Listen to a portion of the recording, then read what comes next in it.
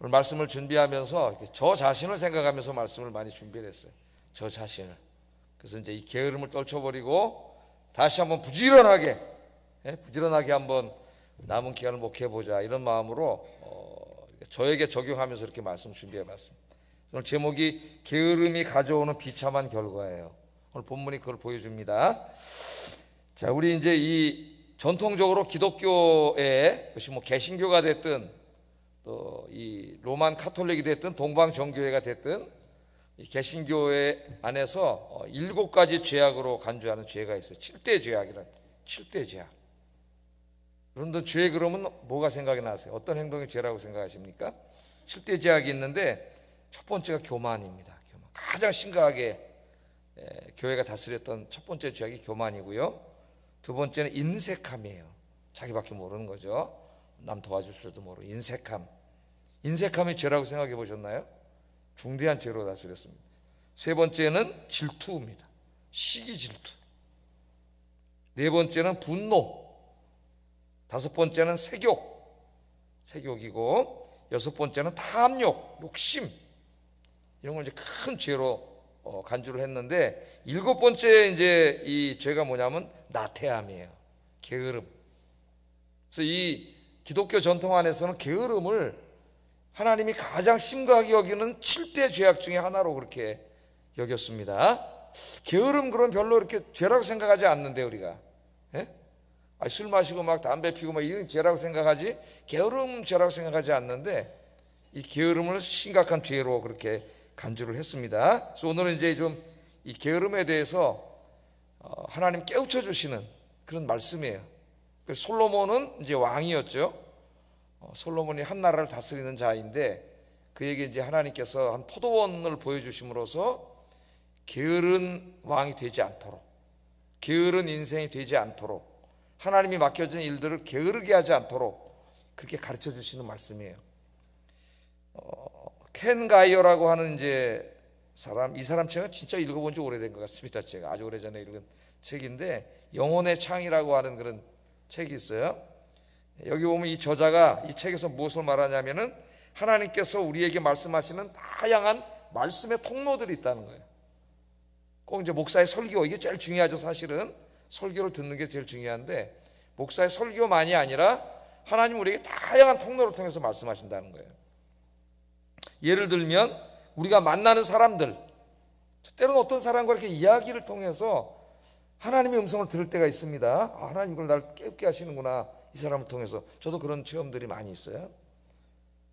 그래서 우리가 만나는 사람들을 통해서, 때로는 우리가 읽는 책들을 통해서, 저는 책을 통해서 굉장히 많이 깨달아요. 책을 읽으면서.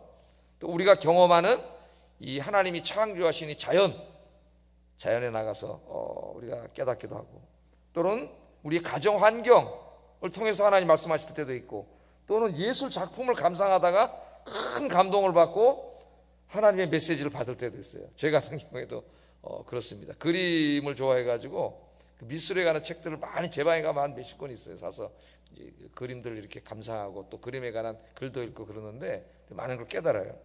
또는 내 개인의 인생에 닥쳐오는 삶의 고통을 통해서도 하나님이 말씀하실 때도 있습니다. 이렇게 하나님은 꼭 목사의 설교만을 통해서, 이게 제일 중요한 통로지만은 말씀하시는 게 아니라 우리의 일상에 다양한 내가 매일 이렇게 경험하는 일들을 통해서 하나님은 끊임없이 말씀하세요. 세미한 음성으로 말씀을 하세요. 영적으로 무감각해지면 그 음성이 들리지 않습니다. 영적인 귀머거리가 돼서 하나님 말씀이 들리지 않아요. 그러나 하나님 앞에 민감해지면 하나님의 말씀이 들려요. 그래서 우리의 삶의 모든 부분에서 하나님은 항상 우리에게 말씀하고 계신다는 거, 여러분 인생 속에서 하나님의 음성을 날마다 듣기를 주의 이름으로 축복합니다. 깨닫는 게 너무나 많죠. 그때마다 하나님 깨닫게 하시는구나. 깨닫는 게 많아요. 자, 오늘 본문이 바로 그런 경우입니다. 본문이 함께 읽은 본문에 보면은 솔로몬이 이제 그런 깨달음을 받은 거예요. 무슨 선지자를 통해서 하나님 말씀을 받은 게 아니고 일상에 매일 보는 어떤 포도원을 통해서 강력한 메시지를 받습니다. 포도원을 통해서 어느 날 이제 길을 가다가 우연히 한 포도원 옆을 지나가게 됐어요. 30절 31절 한번 읽어보겠습니다. 시작.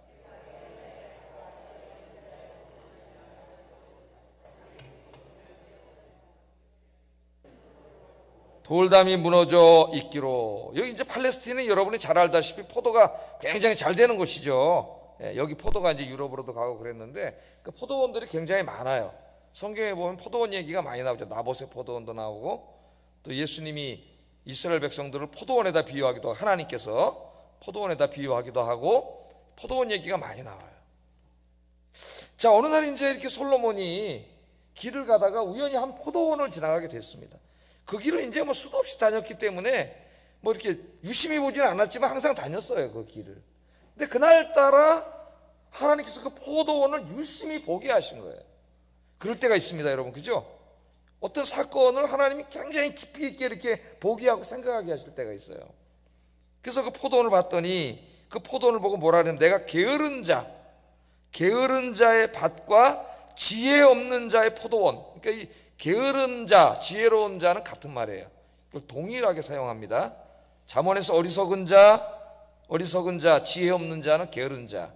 이 같은 말로 사용이 돼요. 이 포도원을 지나며 본즉 게으른 자의 포도원이에요. 세 가지 특징을 얘기하면, 첫째, 가시덤불이 그 전부에 퍼져 있더라. 포도나무에 포도나무만 이렇게, 그 포도나무 이거만 있어야 되는데 가시나무가 막 그걸 다 포도나무를 다 둘러싸서 포도열매가 못 열리게 하는 거죠. 두 번째는 뭐가 있어요? 그 지면이 거친 풀로 다 덮여, 포도나무 다 죽게 생겼지, 질치게 가지고 덮여 있고, 세 번째는 여우들이 못 들어오게 막아놓은 돌담들이 있어요. 여우들이 들어와서 포도원을 다 망쳐놓습니다. 그래서 포도원을 허는 여우를 잡으라 그런 말씀을 하나님이 하셨죠. 내 가정의 포도원을 허무는 여우도 있고 교회 공동체의 포도원을 허무는 여우도 있어요. 그 여우를 잡으라 그랬죠, 하나님이. 그 여우를 막는 게 돌담인데, 돌담이 무너져 있으면 이제 다시 그걸 세워놔야 되는데, 정상적인 포도원직이라면은 그게 그냥 다 무너진 채로 있는 거예요. 그냥 이 세 가지 특징이 있는 포도원을 보게 됐습니다. 자, 이 포도원은 뭘 말해주느냐? 이 주인이 어떤 사람인가를 그대로 보여주는 거죠. 포도원은. 이 포도원은 여러분 인생이 될 수도 있고요, 여러분 가정이 될 수도 있고, 우리가 섬기는 교회가 될 수도 있습니다. 저는 제가 섬기는 교회와 저 자신에게 적용을 많이 해봤어요. 이 포도원의 이런 모습, 막 가시나무가 막 다 그냥 막 자라가지고 포도를 다 죽이고 있고, 억센 풀들이 막 잡초들이 자라나가지고 포도나무를 질식시키려고 그러고, 담은 다 무너져 있고 하는 이 포도원의 모습은 그 포도원 직이, 그 포도원의 주인의 모습을 그대로 보여주는 거죠. 이것이 그 포도원 직위는 게으른 자입니다. 게으른 자, 지혜 없는 자요, 어리석은 자입니다. 어리석은 자. 자, 이곳은 포도원이 너무나 많고 포도가 잘 되는 곳이기 때문에 주인이 조금만 부지런하고, 가시나무가 맨 처음에 조금 막 자랄 때 그걸 다 가시나무를 제거해주고, 풀들이 자랄 때 그 풀들을 다 뽑고 제거해줘서 포도나무가 이렇게 잘 자라서 포도 열매를 많이 맺을 수 있도록 하고, 담이 좀 무너졌으면 담을 다시 싸서 여우가 못 들어오게 하고, 이걸 매일매일 해야 되는 거예요. 부지런하게 매일 나가서. 이게 포도원 이게 일이죠. 근데 이 사람은 게으른 사람이에요. 이 지역의 날씨가 많이 덥습니다. 그러니까 이 주인은 아무 노력을 하지 않는 거예요.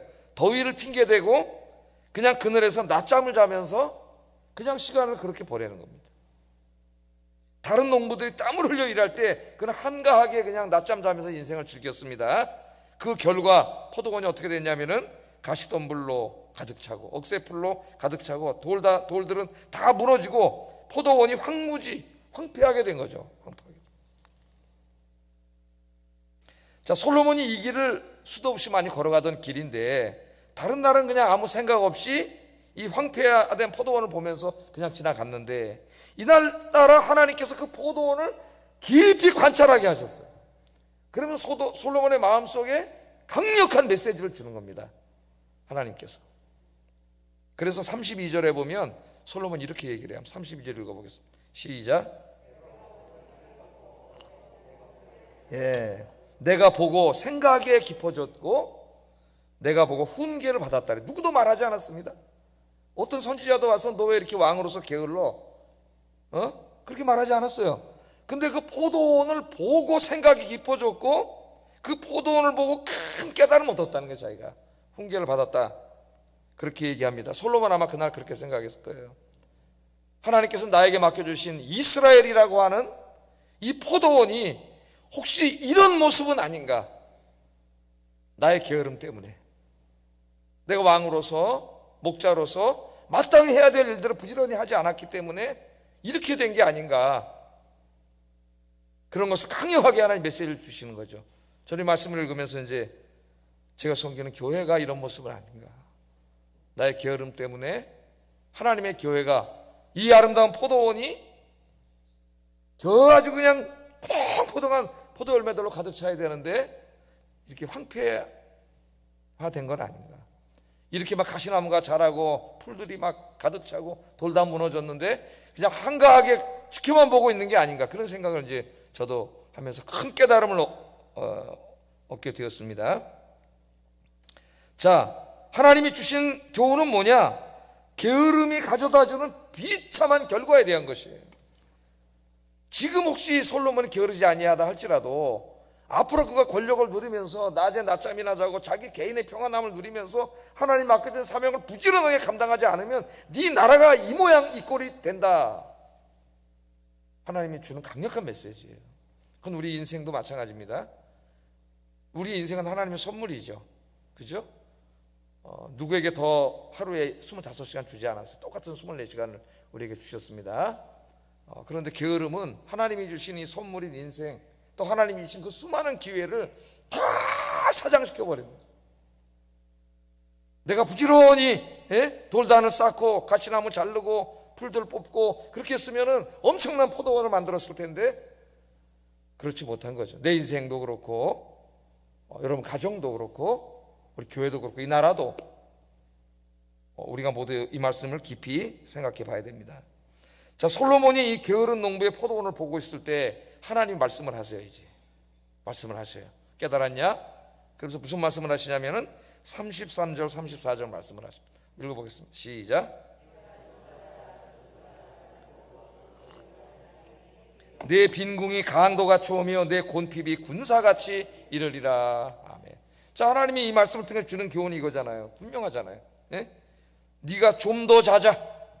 아침에 좀 일어나야 돼. 일찍 일어나야 되는데 좀 더 자자. 좀 더 졸자. 손을 모고 조금만 더 누워있자. 그렇게 하면 어떻게 된다고요? 네 인생의 빈궁이 강도같이 오고 곤핍이 군사같이 이른다. 군사들이 막 쳐들어오는 것처럼 그냥 곤궁과 빈곤이 그냥 몰려온다는 거예요. 여러분, 좀 더 자자, 좀 더 졸자, 좀 더 누워있자는 표현은 게으른 사람의 전형적인 모습입니다. 아침에 침대에서 일어나기가 너무 힘든 거죠. 게으른 사람은 땀을 흘리는 걸 좋아하지 않습니다. 일하는 걸 좋아하지 않습니다. 게으른 사람은 아침에 이불 속에 따뜻한 온기의 유혹을 이겨내고 자리에서 일어나는 것을 너무나 힘들어해요. 싫어합니다, 그런 걸. 그래서 좀 더 자자, 좀 더 눕자 하면서 해가 중천에 뜰 때까지 일어나지 않습니다. 이런 형태의 사람을 잠언 26장 14절에 보면 문짝이 돌저귀를 따라서 도는 것 같이 게으른 자는 침상에서 도느니라. 침상에서 뒹굴뒹굴 한다는 거예요. 결국 이 게으른 사람은 자기가 먹을 것을 벌기 위해서도 일하기를 싫어한다고 얘기해요, 성경. 잠언 12장 27절에 보면 게으른 자는 그 잡을 것도 사냥하지 아니하나니 사람의 부귀는 부지런한 자의 것이니라. 일하지 않아요. 그 결과는 처참한 거죠. 게으른 사람에게는 가난한 삶이 강도같이 옵니다. 우리는 강도가 언제 올지 알지 못해요. 가난이 언제 올지 알지 못합니다. 게으른 자에게는 이런 것들이 찾아온다는 거죠. 자, 그래서 잠언서를 읽어보면은 게으름에 대해서 상당히 많이 이야기해요. 제가 한번 우리 구역장님들 강의할 때도 잠언서 강의를 한 적이 있는데 집중 강의를 하고 이제 거기에 여러 가지 몇 가지 주제 한 4가지인가 5가지 주제를 강의를 했어요. 게으름에 대해서도 제가 이제 몇 번 설교를 한 적이 있는데 이 게으른 모습이 다양하게 나타납니다. 꼭 아침에 늦게 일어나는 것만 게으름이 아니에요. 그래서 한번 보세요, 여러분. 어떤 형태의 게으름이 있는지. 첫째는 그 육적인 게으름이 있어요. 육적인 게으름, 영적인 게으름도 있습니다. 자, 이 게으름이 있는데 어떤 사람은 열심히 하기만 하면 큰 유익이 있는지 잘 알면서도 귀찮아서 아무것도 안 해요. 귀찮아서, 귀차니즘. 응? 아, 저거만 하면 유익이 있다는 걸 알아. 근데 그걸 하려니까 너무 귀찮아. 그래서 안 해요. 그걸 게으름이라 그래요. 성경에서는. 잠언 14장 4절 한번 읽어보겠습니다. 시작.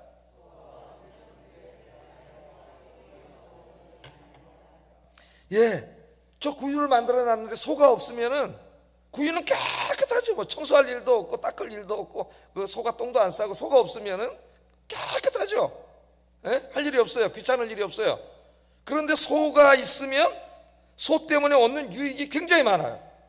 소가 나가서 밭도 갈아줄 것이고 또 젖소면 뭐 우유도 줄 것이고 나중에 죽을 때는 고기도 제공해주고 소 때문에 얻는 유익이 많는데 이 소를 키우려면 이제 밥도 줘야 되고 그 구유도 맨날 닦아줘야 되고 이게 귀찮아가지고 안 한다는 거예요.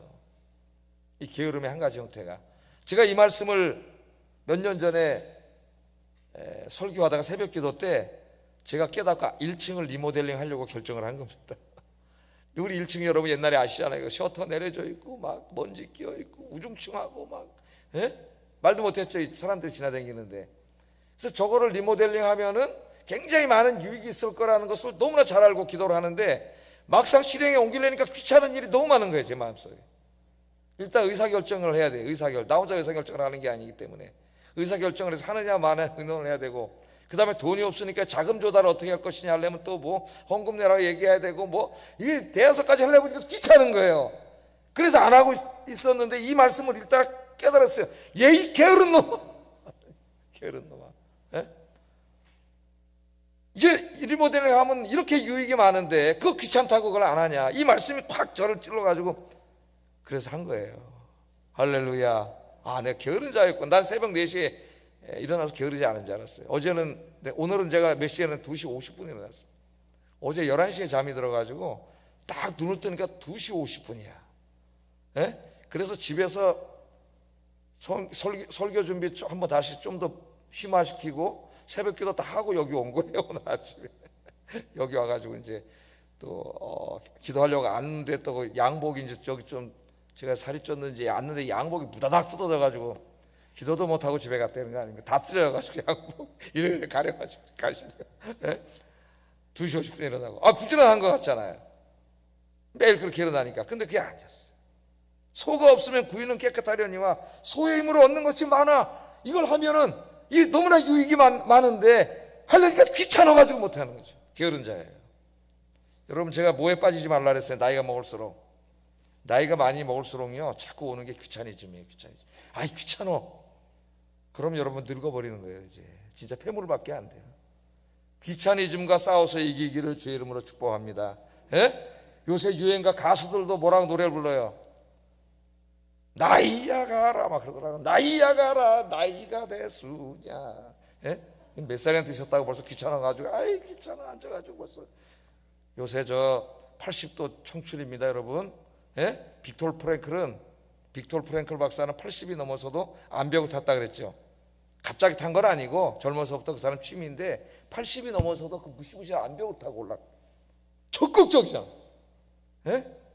제가 가끔 신성자 교수님 우리 남아프리카 공화국 이따 기도할 거 좀 얘기하지만은 이제 80이 다 되셨을 텐데 지난번에 교수님 그 혼자 결혼도 안 하시고 외롭지 않습니까? 남아프리카 공화국에서 그 신학교 교장 선생님 하고 계신데 아이고 목사님 차 목사님 바빠 죽겠는데 외로울 시간이 어디 있어요? 너무 은혜 받았어요. 내가 배부른 소리 해야겠구나. 바빠 죽겠는데 외로울 시간이 어디 있어요?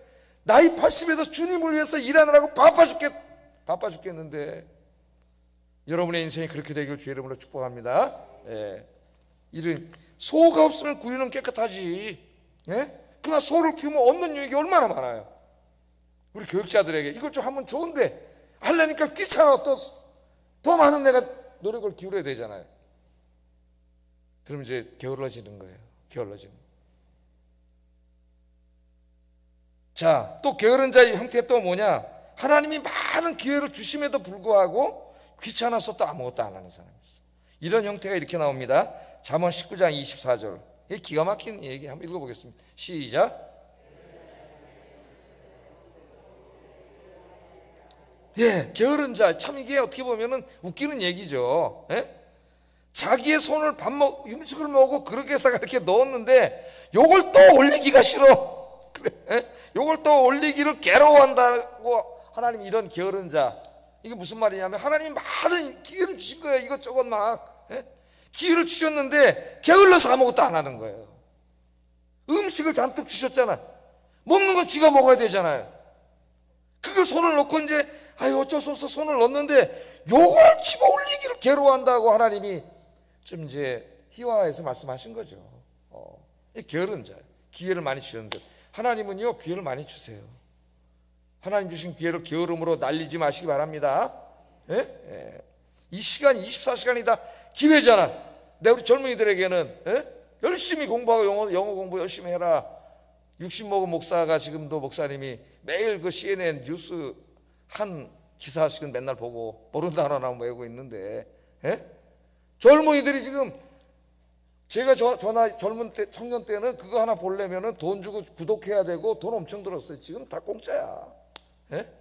그리고 그냥 그 무슨 구글이나 이런 거 보면 한 완전하지는 않지만 70%는 또 번역을 해줘서 대충 또 이렇게 한번 할 수도 있고 장문 공부도 혼자 할 수, 학원 안 가도 다 할 수가 있어요.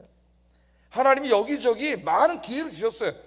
예? 하루하루 그냥 자고 넘어가고 또 자고 넘어가고 뒹굴뒹굴하고 이 아까운 인생을 다 날려버리는 거야. 예? 그렇게 내가 안 가면은 맨 처음에는 걸어서 따라가 나중에 뛰어도 못 따라가요. 앞에 가는 사람들을. 게으른 거죠. 또 한번 보세요.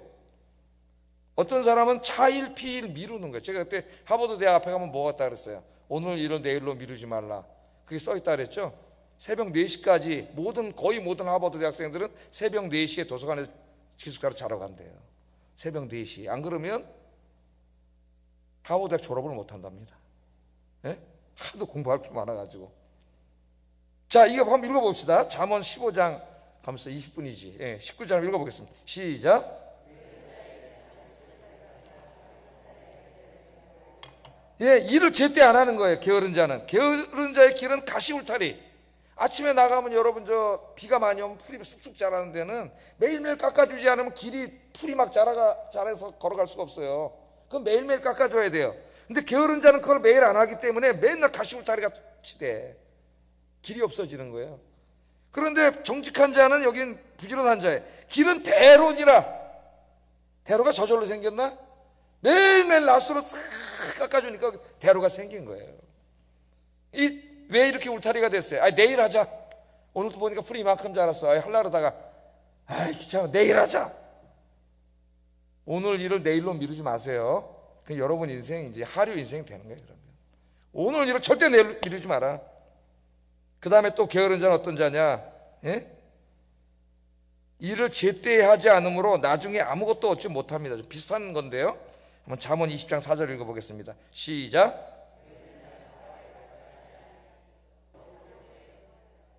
예, 노력하지 않는 거죠. 노력하지 않고 감나무 밑에 가서 감 떨어지기만을 바라고 어디 한탕주의나 바라고 땀 흘려 노력하려고 하지 않아요.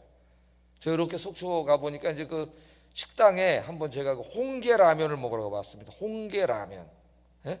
그랬더니 거기 종업원이 남자 직원인데 한국 사람이 없어요. 다 외국 동남아시아에서 온 사람들이더라고. 그 주인 아주머니가 옆에를 앉더니 우리를 잘 봤는지 우리 사람하고 언제 봤다고 계속 자기 인생을 얘기하는 거예요. 밥 먹어야 되는데 이 아줌마가 자기가 어떻게 장사를 했으며 근데 그 직원에 대해서 얘기하는데 300만 원이랍니다. 월급이.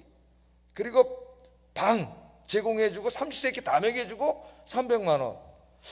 야, 그거 괜찮다는 생각이 드는데 한국 사람은 할 사람이 없다는 거죠. 안 해. 힘들어서 땀 흘리고. 예? 좀 젊었을 때 땀도 흘려야 되는데 우리 젊은이들이. 게으른 자는 가을에 밭 갈지 아니하나니. 밭을 안 가는데 먹을 게 어디 있어요. 땀을 흘려 일하지 않는데 뭐가 있어요. 예? 요새 자꾸 이 영끌 그래 한탕주의 해가지고 무슨 갭 투자하고 젊은이들이 한편으로는 마음에 이해가 돼요. 근데 투기공화국이 돼가지고 정상적으로 월급 받아서 그걸로 뭐 아무것도 못해. 아무리 모아봐야 집도 못 사고. 우리 누가 이런 사회를 만들어놨어요? 마음이 안타깝지만 허황된 꿈을 꾸다가 지금 뭐 이렇게 어렵게 됐잖아요. 젊은이들이 다 경제가 어려워져가지고 뭐 얼마나 어려워졌습니까? 지금 예? 은행빚 이자는 자꾸 올라가지 빚은 내서 집 사고 뭐 주식 다 살았는데 이걸 어떻게 이러지도 못하고 저러지도 못하고 지금 여러분들은 열심히 일하시기 바랍니다. 예, 땀을 흘려 일하세요. 그래야 그게 하나님 축복이에요. 자, 그 다음에 게으른 자의 또 행동 어떤 게 나타나면 핑계만 잡고 핑계. 이래서 못했고 저래서 못했고 핑계만 대면서 일을 하지 않는다래. 이것도 재밌게 하나님 말씀을 하셨는데 잠언 22장 13절 한번 읽어보겠습니다. 시작. 사자가 밖에 있은즉 내가 나가면 거리에서 찢기겠다 하느니라. 이거 얼마나 웃긴 얘기입니까? 예? 성 저작거리에 물론 사자가 올 수도 있겠죠. 그러나 그 10,000,000,000도 안 되는 확률 아닙니까? 근데 뭐라 그래요? 너 왜 나가서 돈 벌지 않느냐? 왜 나가서 일하지 않느냐? 그랬더니 툭 하고 핑계를 대는 말이 뭐예요? 아, 거기 가면 사자 있어. 사자한테 찢겨주고 올까봐 내가 못 나가는 거예요. 게을러서 안 나가는 게 아니라 그렇게 얘기한다는 거예요. 사자가 있어서. 이 핑계 아주 핑계 대면서 게으르게 사는 거야, 인생이. 아니, 그 저작거리 시장에 무슨 사자가 나타나겠어요? 아니, 확률은 있지. 100,000,000분의 1이라도. 예? 저기 산에 살다, 들에 살다가 사자가 한 마리 들어올 수는 있겠죠. 그런데 그 사자가 나 있어서 혹시 내가 찢겨 죽을까봐 못 간다 그러면서 이 핑계 저 핑계 되는 거죠. 일을 안 하고 게으르게. 그렇게 하지 말라는 겁니다. 하나님께서 다 게으른 거예요. 이게 게으른 자는 맡은 일을 또 끝까지 하지 않아요. 끝까지. 이것도 게으른 거예요. 모든 일이 용두삼입니다.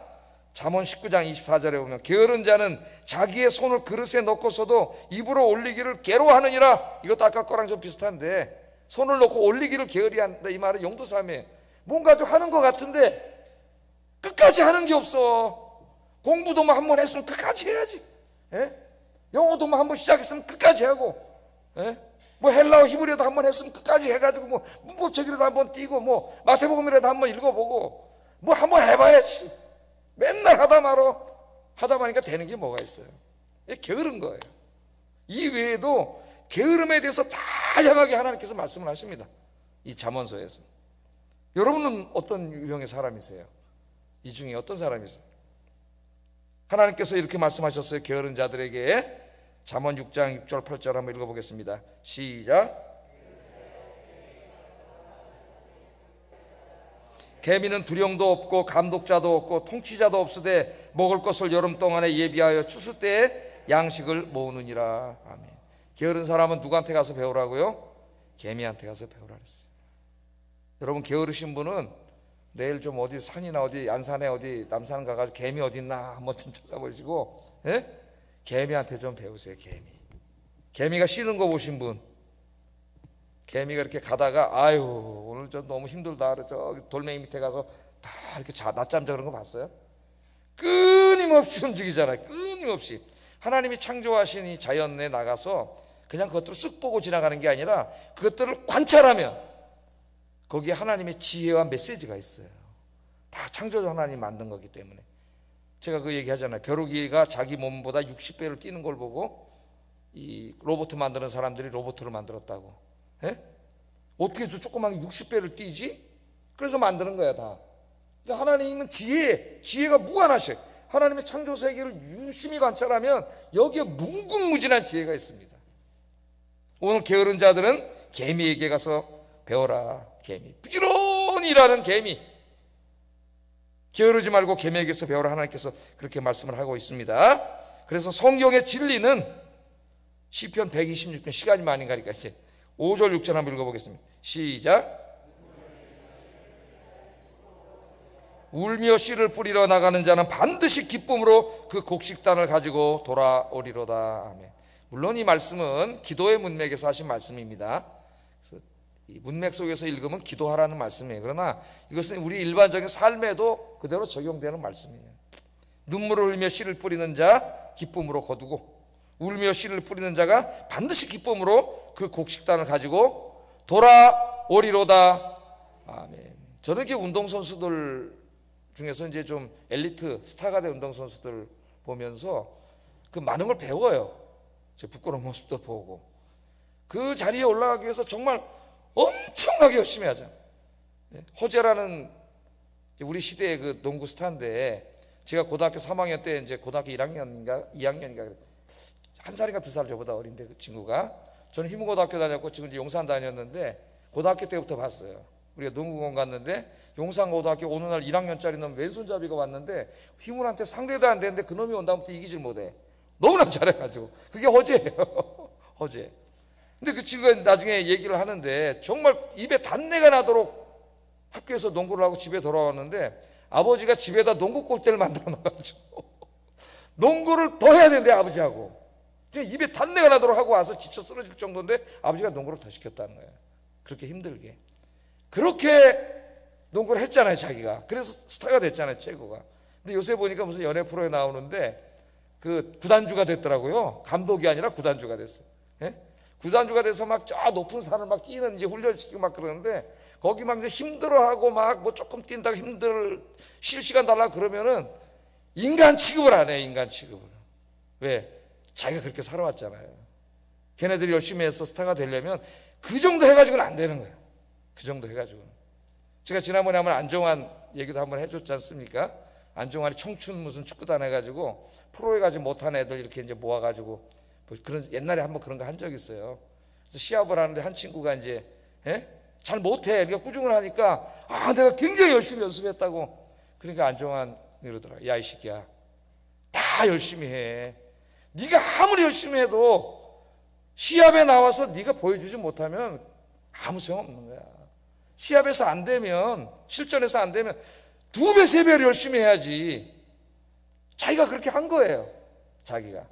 제가 희문고등학교 다닐 때도 보면 국가대표하고 이런 친구들은 농구 끝나고 다 더워서 이제 지쳐서 들어가는데 꼭 혼자 남아서 한 30분 공을 계속 던져.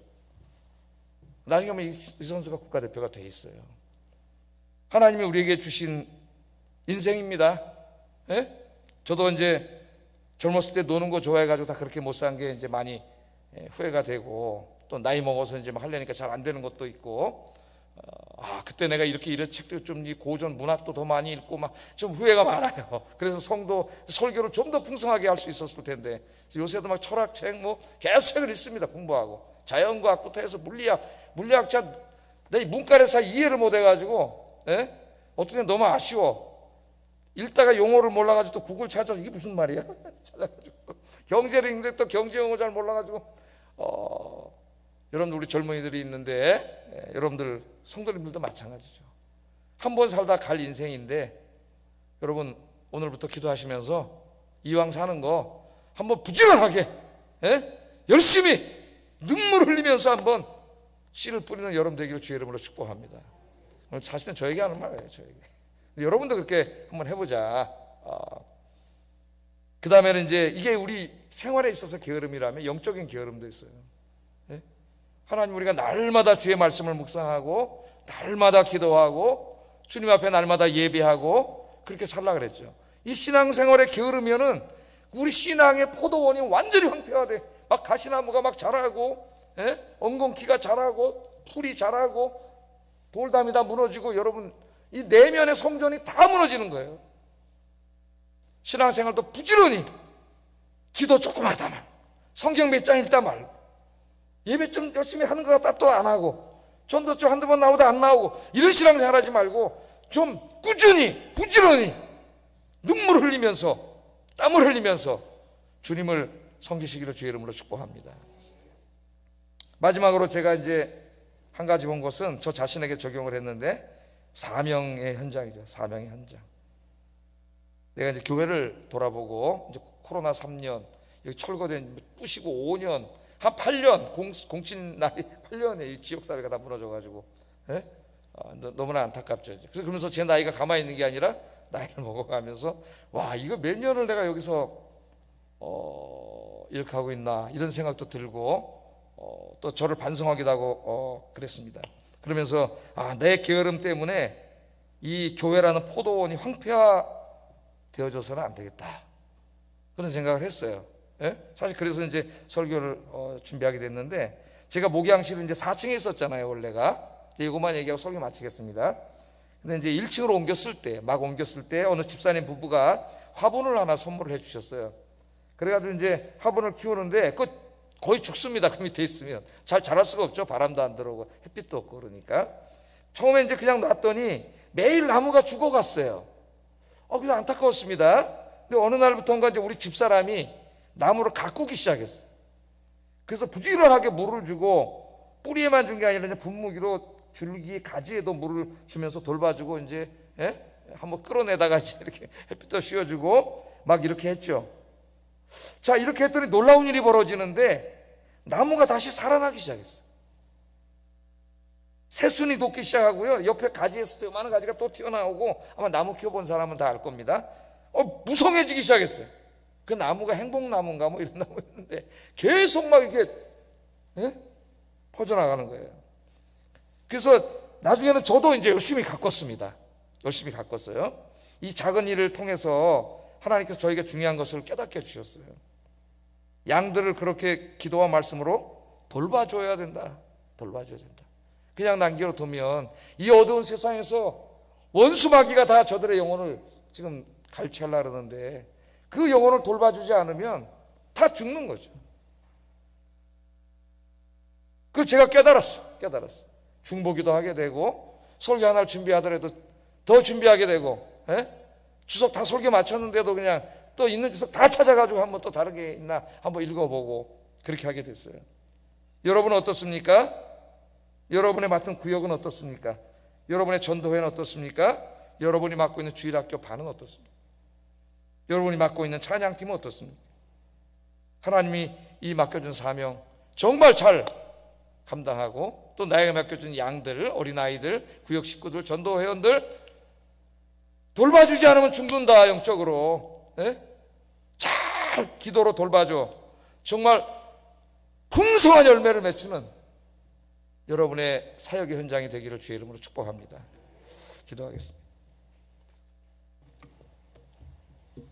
기도하겠습니다. 말씀을 생각하면서 하나님이 주신 인생에 게으르지 않게 하소서. 부지런하게 일하고 부지런하게 공부하며 인생의 포도원에 많은 열매를 거두게 하소서. 두 번째, 부지런하게 신앙생활하게 하소서. 예배와 기도와 말씀 묵상에 더욱 힘쓰므로 심령의 포도원에 성령의 포도 열매가 주렁주렁 열리게 하소서. 세 번째, 열심히 사명 감당하여서 하나님께서 맡겨주신 사명의 포도원에 포도 열매가 가득가득하게 하여 주시옵소서. 우리 같이 기도하겠습니다.